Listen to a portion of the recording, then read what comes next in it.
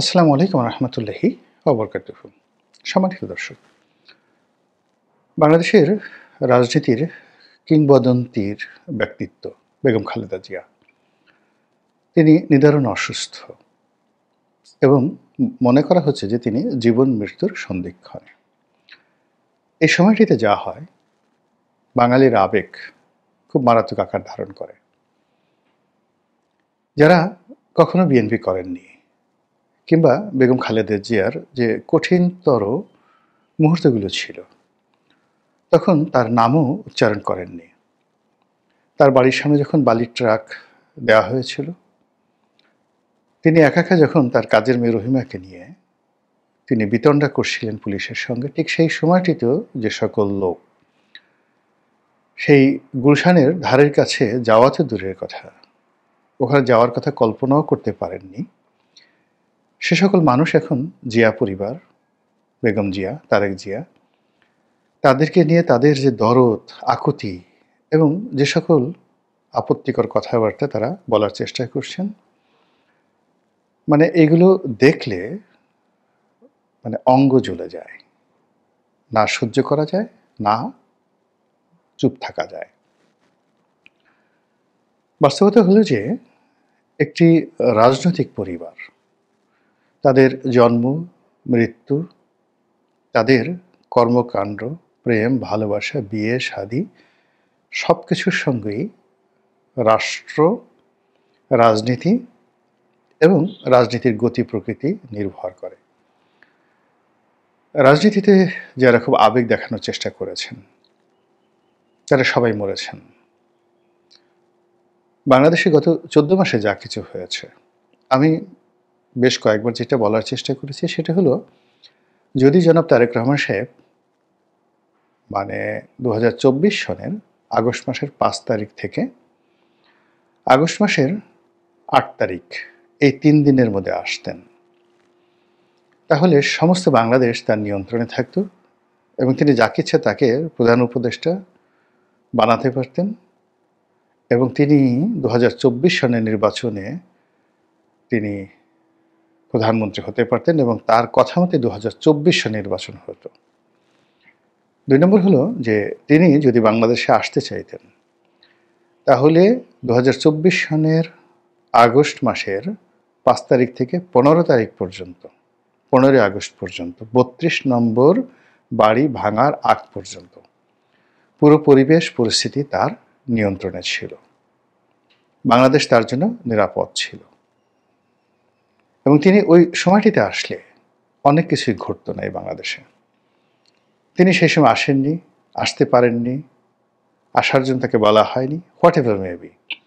কিন্তু সেই 15 আগস্টের পর থেকে এতগুলো ঘটনা ঘটে গেছে এবং সম্মুখ সারিতে এমন সব বিষয়গুলো নিয়ে আনা হয়েছে যেগুলো আকাশে বাতাসে ভেসে বেড়াচ্ছে। আপনারা জানেন যে গোয়েন্দা সংস্থাগুলো সবসময় ডবল এজেন্ট, ট্রিপল এজেন্ট নিয়োগ করে। যেমন ধরুন, একজন ব্যক্তিকে তারা নিয়োগ করলো যে তাদের টাকা খেয়ে জামাতের হয়ে কাজ করছে, আবার জামাতের হয়ে কাজ করতে গিয়ে সে বিএনপির কাছে যাচ্ছে, এমনকি তারেক রহমান সাহেবের সাথে কথা বলছে, আবার জামাত কি বলল তারপরে সেই কথা বিএনপিকে বলে দিচ্ছে, বিএনপি কি কথা বললো সেই কথা জামাতকে বলে দিচ্ছে, আর বিএনপি জামাত যে কথা বললো সেগুলো গোয়েন্দা সংস্থাকে বলে দিয়েছে। বাংলাদেশ এরকম শত শত লোক রাজনৈতিক অঙ্গনে, যাদেরকে বলা হয় পলিটিক্যাল প্রস্টিটিউট। শুধুমাত্র টাকার জন্য তারা চিৎকার করে, টাকার জন্য নাচে, টাকার জন্য মার খায়, টাকার জন্য জেলে যায় এবং যারা তাদেরকে জেলে নেয় আবার তাদেরকেই তারা জেল থেকে বের করে। এই যে রাজনীতির নাটক হয়, এই নাটকের অনেকগুলো কুশীলব, পলিটিক্যাল প্রস্টিটিউট সামহাউ সেই জুলাই আগস্টে বিপ্লবের সময় বিএনপির শীর্ষস্থানীয় অনেক নেতাদের সঙ্গে তাদের বৈঠক, গোপন কথা এবং সেই সকল কথাবার্তার দলিল সব কিছু এখন বিএনপির অনেক নেতার জন্য বুমেরাং হয়ে পড়েছে। যেভাবে পুলিশ হত্যার কথা বলা হচ্ছে, যেভাবে বিভিন্ন সরকারি স্থাপনায় আগুন লাগানোর কথা বলা হচ্ছে। একসময় বলা হতো এটা বিপ্লবীরা করেছে, একসময় বলা হতো এটা আওয়ামী লীগ করেছে, আর এখন বলা হচ্ছে এগুলো আসলে করানো হয়েছে। কারা কারা করিয়েছে এটা নিয়ে প্রথমে একেবারে না বুঝেই অনেকে বলেছেন আমরা করেছি, অনেকে বলেছেন ওরা করেছেন, অনেকে বলেছেন অমুক করিয়েছেন, অমুকে টাকা দিয়েছেন। এই যে এভিডেন্সগুলো, এই এভিডেন্সগুলো দিয়ে আপনার যে কোনো মানুষকে ফাঁসিতে চড়ানো সম্ভব। 1 মিনিট লাগবে, জাস্ট 1 মিনিট। এই যে মিস্টেকগুলো হয়ে গেছে, এই যে পলিটিক্যাল ব্লান্ডারগুলো হয়েছে, এই ব্লান্ডারের মধ্যে এখন যারা এই রাজনৈতিক অঙ্গনে আছেন, বিএনপি, আওয়ামী লীগ, জামাত, তাদের যারা শীর্ষ নেতৃবৃন্দ রয়েছেন, এনসিপি, আগামী দিনে প্রায় সবাই রাষ্ট্রশক্তির কাছে মহরুম।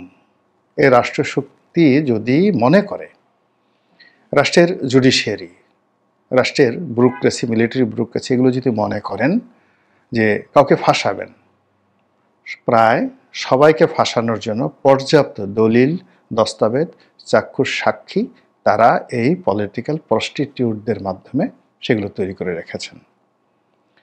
এর চেয়ে আমি আর প্রকাশ্যে কিছু কিছু বলতে পারবো না। তো সেক্ষেত্রে যেটি হচ্ছে, সেক্ষেত্রে পর্দার আড়ালে যে -2 গেম চলছে, খেলা চলছে, এটা নিয়ে আমরা গত সেই 14 মাস ধরে বলে আসছি প্রকাশ্যে। আর আওয়ামী লীগ জমানাতেও আমি ব্যক্তিগতভাবে 2014 সন থেকে বলে আসছি, সেই বিনা প্রতিদ্বন্দ্বিতা নির্বাচনের পর থেকে, যে আওয়ামী লীগের এই করুণ পরিণতি হচ্ছে।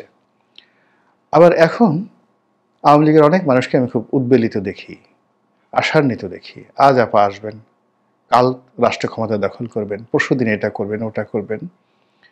আমার কাছে মনে হচ্ছে না পৃথিবী এত সহজ নয়। বিএনপি তারেক রহমান সাহেব আজ আসবেন, নভেম্বরের প্রথম সপ্তাহে আসবেন।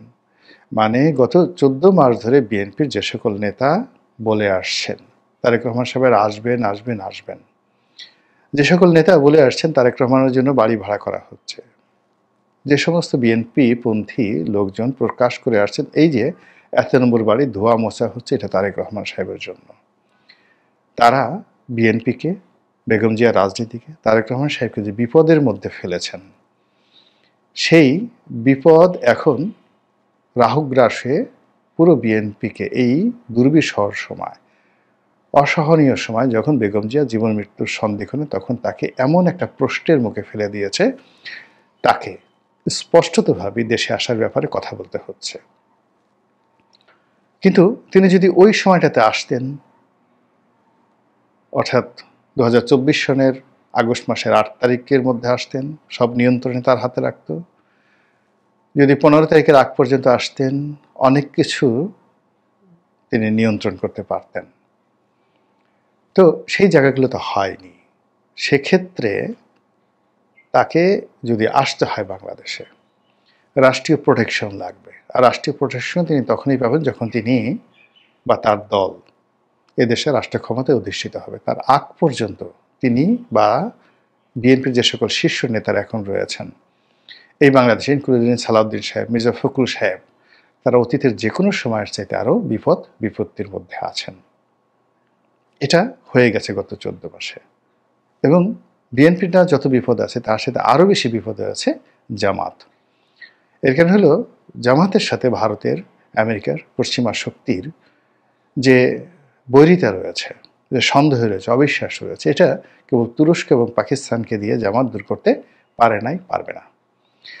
আর এই প্রথমভাবে সামাজিক সন্ত্রাস যেটাকে বলা হয়, সোশ্যাল টেরোরিজম, এই সোশ্যাল টেরোরিজমে এই প্রথম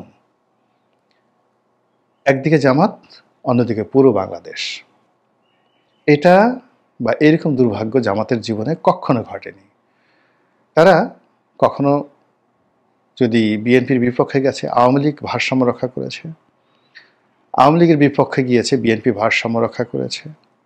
কিন্তু এইবার প্রথম জামাত এককভাবে নিজের পায়ে যেভাবে দাঁড়িয়ে আছে, তাতে সারা বাংলাদেশকে তারা পিছনে ঠেলে দিয়েছে। ফলে যখনই কোনো অ্যানার্কি, বিপদ, বিপত্তি, রাগ, ক্রোধ, ঘৃণা, জিঘাংসা এগুলোকে আমরা মানে যেটাকে অনেকটা সিভিল ওয়ার না বললেও সামাজিক বিশৃঙ্খলা বলতে পারেন, সেরকম একটা অবস্থায় পড়ব। প্রথম আঘাতটা আসবে জামাতের উপর, তছনছ হয়ে যাবে। এই কারণ হলো জামাত সবচেয়ে বড় মিনারটি তৈরি করেছে, বট বৃক্ষটি তৈরি করেছে, কিন্তু তার শিকড় বিএনপি বা আওয়ামী লীগের মতো নয়। কিন্তু গত 14 মাসে তারা একেবারে বিরাট একটা কুতুব মিনার তৈরি করে বসে আছে। দ্বিতীয় সমস্যাটা হবে বিএনপির সব দিক থেকে। তো এইরকম একটা অস্থির অবস্থায় জনাব তারেক রহমান সাহেবকে নিয়ে যখন মানুষ আবেগ দেখাচ্ছিল যে তার আসা উচিত, তারপরে তার মা জীবন মৃত্যুর সন্ধিক্ষণে এই মুহূর্তে না আসলে তিনি কিভাবে রাজনীতি করবেন, যে সকল অ্যাবসলিউটলি আবেগ তাড়িত কথা, যে কথার দুই পয়সার মূল্য নেই রাজনীতিতে। রাজনীতিতে ক্ষমতা যার হাতে, ক্ষমতার চাবুক যার হাতে, তার কথাই সবাই শুনে। রাজনীতিটা ঘোড়া, যতক্ষণ পর্যন্ত ঘোড়ার পিঠে বসে লাগামটা আপনার হাতে আছে, আপনি যা করেন, খুন, ধর্ষণ, রাহাজানি, চুরি, চামারি, ডাকাতি, ডাজ নট ম্যাটার। আপনি চেঙ্গিস হন, হালাকু খান হন, জনগণ আপনার চাবুকের ভয় হোক আপনাকে মানবে। কিন্তু ঘোড়াটি আপনার হাতে নেই, লাগামটি আপনার হাতে নেই। আপনি যত বড় জ্ঞানী গুণী হন না কেন, কোনো লাভ হবে না। তো এখানে ঘোড়া নেই, লাগাম নেই, চাবুক নেই, কোনো কিছু নেই। আপনি আবেগপ্রবণ হয়ে লাফ দিয়ে ঘোড়ার পিঠে চড়ার বসার চেষ্টা করবেন, মারাত্মক বিপদে পড়ে যাবেন, ঘোড়া আপনাকে ফেলে দেবে। তো সেক্ষেত্রে এই যে জনগণের আবেগে উদ্বেলিত হয়ে, আবেগতাড়িত হয়ে জনাব তারেক রহমান সাহেব একটা স্ট্যাটাস দিয়ে যে কথাটা বলার চেষ্টা করেছেন যে তার দেশে ফেরাটি মূলত তার একক সিদ্ধান্তের বিষয় নয়, তার পরিবারের বিষয় নয়, এখানে আরো অনেক বহু পক্ষ জড়িত আছে। এটা এই মুহূর্তে আমি মনে করি জনাব তারেক রহমান সাহেব এবং বিএনপি রাজনীতির জন্য যে ঝুঁকি তৈরি করলো, সেই ঝুঁকিটা যদি তিনি কাটিয়ে উঠতে পারেন আলহামদুলিল্লাহ। যদি তিনি কাটিয়ে উঠতে না পারেন তাহলে তিনি তো আসবেন না। কিন্তু এই যে তিনি যে কজন প্রার্থীকে ঘোষণা করেছেন মনোনয়ন নিয়ে, যারা নির্বাচনী এলাকায় আছেন, বিএনপির রাজনীতি করার জন্য যে সকল লোক মাঠে ময়দানে গত 14 মাসে বিএনপির পক্ষ হয়ে জামাতের সঙ্গে, এনসিপির সঙ্গে, আওয়ামী লীগের সঙ্গে প্রবল শত্রুতা করছে, এবং যাদের মাথার উপরে মানে চাঁদাবাজি, দখল, লুটতরাজ, মারামারি, কাটাকাটি, এরকম অসংখ্য ক্রিমিনাল কেসের যে প্রেক্ষাপট, অজানা শক্তি, তৃতীয় শক্তি, চতুর্থ শক্তি, যারা দূর থেকে একেবারে বলতে গেলে তাদের আমল নামা লিখে রেখেছে, ফলে তাদেরকে জাস্ট ক্যাচ করবে, ধরবে, মানে কপ করে ধরবে, এটা 5 মিনিট সময় লাগবে না। এবং সেইরকম একটা পরিস্থিতি যদি তৈরি হয়ে যায়, তাহলে শেখ হাসিনা গত 15-16 বছর ধরে, তার আগে মঈনুদ্দিন ফখরুদ্দিন 2 বছর 2.5 বছর ধরে, সব মিলিয়ে অলমোস্ট 18 বছর ধরে বিএনপির যে শক্তিমত্তা যেভাবে নষ্ট করেছে, তা দেখা গেল যে আগামীতে যে পরিবেশ পরিস্থিতি তৈরি হবে, সেটা সৃষ্টি হতে সাকুল্যে 20 ঘন্টার সময় লাগবে। Only 20 hours time. রাজনীতিতে একটা মুখের কথা, একটা সিদ্ধান্ত, মানে এটা কোর্স অফ অ্যাকশন, এটা চেঞ্জ করে দেয়। এই বিষয়গুলো মানে অনেক, যাকে বলা হয় আর্ত উপলব্ধির বিষয়। নেতাকে নিজের সিদ্ধান্ত নিতে হয়, অন্যের শেখানো বলি কিংবা অন্যের এক্সপেকটেশনের সঙ্গে কমপ্লাই করা, কিংবা পরিবেশ পরিস্থিতি অনুযায়ী সিদ্ধান্ত পরিবর্তন করা, এটা নেতার জন্য, যে কোনো একটা নেতার জন্য আত্মহত্যার শামিল। বরং সারা দুনিয়া যেটা বলছে সেটার বিরুদ্ধে রুখে দাঁড়ানো, সারা দুনিয়া যেটা বলছে তার স্রোতের বিরুদ্ধে যাওয়া, সেটা হলো নেতার কর্ম। এই গত 14 মাসে একবার সে ডক্টর ইউনূসকে, মানে জনাব তারেক রহমান সাহেব এবং তার যারা সিনিয়র নেতৃবৃন্দ, ইউনূস সাহেবকে, তার প্রেস সচিবকে, আসিফ নজরুলকে, রেজওয়ানাকে, কাকে না, সবাইকে তারা তোয়াজ করার চেষ্টা করেছেন, জনগণকে তোয়াজ করার চেষ্টা করেছেন। এই সময়টাতে জনাব তারেক রহমান সাহেবকে মানব থেকে মহামানব বানানোর চেষ্টা করা হচ্ছে। এই সময়টাতে তিনি একজন দাতা, তিনি মানুষকে সাহায্য করেন, এই জিনিসগুলো করার চেষ্টা করা হচ্ছে, এগুলো কেউ স্মরণ রাখছে না। It's not the time. Time হলো তারেক রহমান সাহেব যদি প্রধানমন্ত্রী হতেন, প্রধানমন্ত্রী হওয়ার পরে তার এই কাজগুলো করতে হবে গোপনে, কোনো প্রকাশ্যে নয়। আর এই কাজগুলো যারা প্রচার করবে তারা সর্বজন শ্রদ্ধেয়। যেমন বাইতুল মোকাররমের খতিব সাহেব একটা কথা বললেন, জাস্ট একটা উদাহরণ। তো এখন যিনি খতিব আছেন তিনি কিন্তু অত্যন্ত শ্রদ্ধাভাজন একজন মানুষ। তো তিনি এমনি স্বপ্রণোদিত হয়ে শিখানো কোনো কথা না, একটা কথা তিনি বলে ফেললেন যে আমি শুনেছি বা আমি দেখেছি তারেক রহমান সাহেব এরকম একটা কাজ করেছে, আল্লাহ তাকে রহম করুক, এনাফ।